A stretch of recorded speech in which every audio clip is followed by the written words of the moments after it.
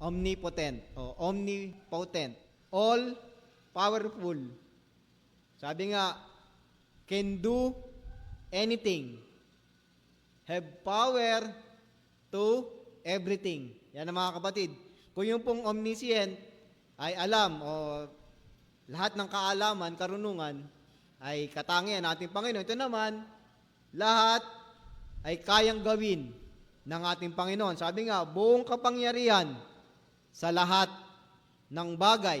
Dakila ang ating Panginoon at makapangyarihan sa kapangyarihan. Ang kanyang unawa ay walang hanggan. Katangian ng ating Panginoon.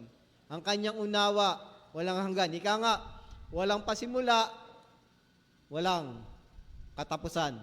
Sabihin mga kapatid, kaya nga hindi kaya talagang abutin ng kaisipan ng tao ang kapangyarihan ng ating Panginoon. Kaya nga mga kapatid, kung ating lalong maunawaan, lalo nating pag-aaralan yung kapangyarihan natin Panginoon, hindi naman natin kayang abutin lahat, pero dahil sa kaunawaan, dahil sa pananampalataya ng bawat sa atin, talagang pupurihin natin ang ating Panginoon.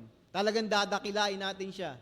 Talagang sasambahin natin siya sa lahat ng kanyang mga ginawa at mga ginagawa pa dito sa ibabaw ng sanlibutan. Lalo na sa bawat tao na kanya nilikha.